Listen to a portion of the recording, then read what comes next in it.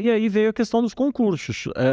Quando eu ainda estava fazendo o curso, né, como você bem colocou, foi a primeira turma, não foi a primeira turma da ABS Campinas, foi a primeira turma da ABS no interior. No interior. Né? Até então a ABS só tinha cursos em São Paulo e Rio de Janeiro, que ela foi a primeira turma no interior.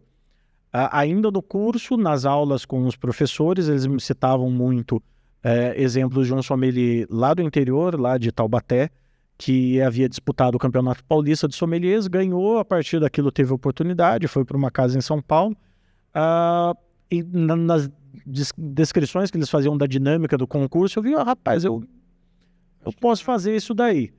Sou uma pessoa competitiva, gosto de competir, não tenho a benção genética de ser um bom competidor dos esportes, então achei um outro esporte para competir.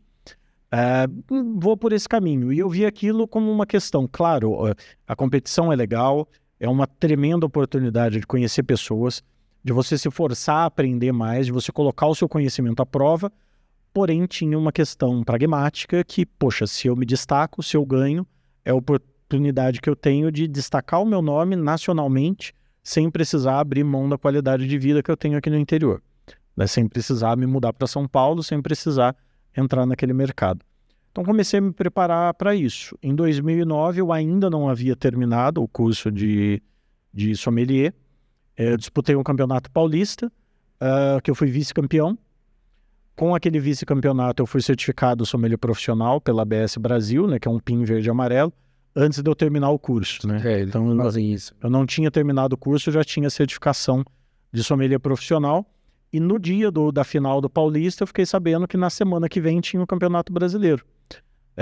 Então, ainda como é agora, o concurso não é divulgado com tanta antecedência quanto seria o adequado para os profissionais se prepararem. Porque não é uma preparação muito... Exatamente.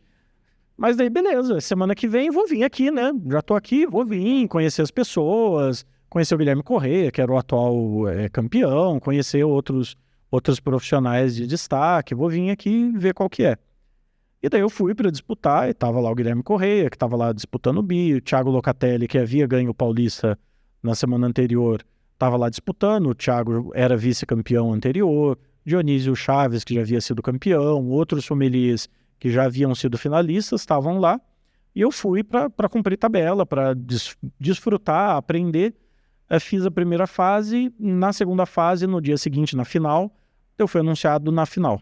Eu não esperava estar na final. De repente, caí ali na final, foi numa sala de eventos hoje é Grand Mercury, né? Na época era Sofitel, ali perto do Ibirapuera, com imprensa, com foto e tudo mais, e filmagem, aquele barulho, plateia. Segurei os meus nervos, cometi ali alguns erros, não de serviço, mas eu errei o posicionamento da minha mesa de espumante. Coloquei de frente para o público, mas de costas para os jurados. Daí eu perdi os pontos da abertura de espumante. Aí você estava querendo, né? Exato. O glamour da plateia. Eu fiquei em terceiro lugar, mas o meu desempenho foi elogiado. O Jorge Luque estava fazendo a cobertura. E o Jorge fala isso, o que ele mais gosta de fazer cobertura é concurso de sommelier.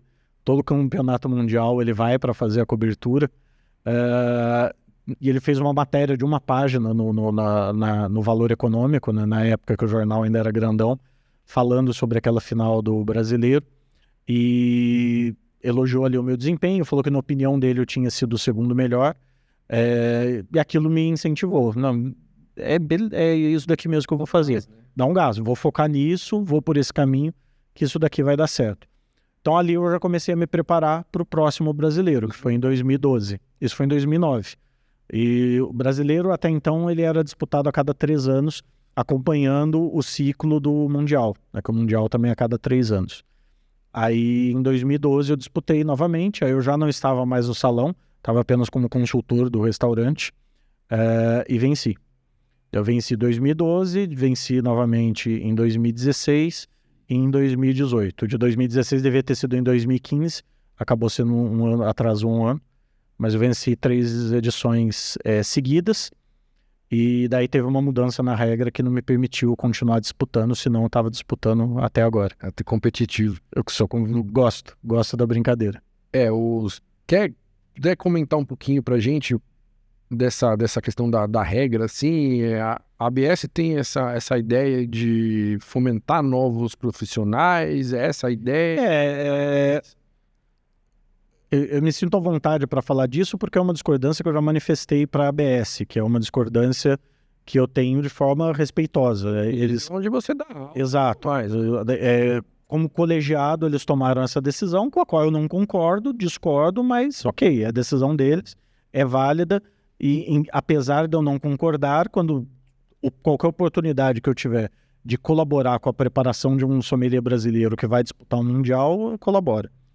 A alegação deles na época era justamente essa, que o fato de que eu já vinha ganhando com muita frequência e que eu já estava muito bem preparado para a dinâmica de concurso, desestimulava novos talentos a participarem, então eles queriam abrir as portas para mais gente nova aparecer e se destacar. A minha discordância no sentido de que o caminho para isso era melhorar a formação dos novos nomes para os novos nomes disputarem de igual para igual. Categorias também. Exatamente. Isso independente de eu participar ou não, eu acho que falta mais concurso de sommelier para a gente no Brasil, para movimentar mais os profissionais. Antes tinha campeonato paulista com frequência, hoje em dia não se realiza mais. A ABS do Rio fazia, além do campeonato carioca, fazia um campeonato de jovens talentos. Isso Então eu acho que falta isso, falta mais competição. O ideal seria a gente todo ano ter competição de sommelier, campeonato paulista, campeonatos regionais, campeonatos de novos talentos, campeonato brasileiro de jovens talentos, para estimular os jovens talentos, mas também para manter os velhos talentos afiados, disputando no ritmo de concurso, para melhorar o nosso potencial desempenho nas competições internacionais. Né? É isso que eu ia chegar nesse ponto, porque você acaba tendo pessoas que, pô, às vezes o sommelier pode ter ido lá, disputado o primeiro campeonato dele, ter ganho e já vai para um campeonato internacional. Exatamente. Então, você ganhar um campeonato desse, você precisa de uma cancha, né? Uma coisa é quando você está numa vivência de um país de primeiro mundo que tem uma outra estrutura de formação de profissionais. O campeão mundial, o último mundial que eu disputei, que foi na Bélgica em 2019, o campeão mundial, que foi o Mark Haumet, é um alemão de 27 anos, que aquela era a primeira competição internacional dele. Ele ganhou um alemão, se classificou para o Mundial, ganhou o Mundial, nunca mais ia disputar um concurso, porque ele não pode mais disputar nenhum concurso. Mas isso é exceção da exceção da exceção. Eu sempre cito o exemplo do Gerard Basset, que para todos nós na profissão, ele é a nossa referência como profissional, e é uma pessoa que ele foi vice-campeão mundial em 92, foi vice-campeão mundial mais 2 ou 3 vezes, ele só se sagrou campeão mundial 18 anos depois, em 2010. E já era Master of Wine. Já era Master of Wine e Master Sommelier. Então, realmente, além dessa mudança na regra, eles estão estudando mudanças nesse sentido, espero que revejam isso, que seria positivo para os sommeliers que disputam. A regra hoje, como ela está, o campeão brasileiro, inicialmente, quando mudou a regra que eu não pude mais competir, ela se aplicava a quem já tinha disputado 2 competições internacionais. Então, quem já tinha disputado 2 competições internacionais não podia mais disputar. Eu já tinha disputado 6, estava fora. Hoje, a regra, pelo menos no último brasileiro, era quem já ganhou o brasileiro não disputa mais. Ou seja, todo campeonato brasileiro vai ter um campeão inédito, nunca vai ter um bicampeão.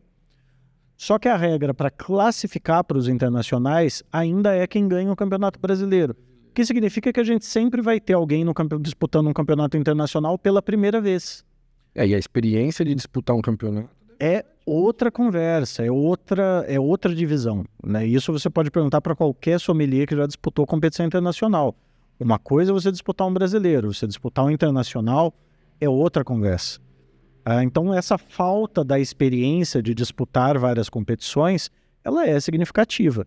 Claro, você pode chegar à conclusão, depois de um momento, poxa, o cara que já disputou 4, 5, 6 competições, não adianta, esse é o limite do talento dele, daquele não vai passar. Ou, o que mais que a gente pode fazer? Onde mais a gente pode investir? Como mais a gente pode colaborar para o desenvolvimento? Porque é um processo longo e complexo realmente, o de preparação para você chegar numa competição dessa, não pensando em bater de frente, mas em pelo menos não ficar muito atrás dos países mais desenvolvidos.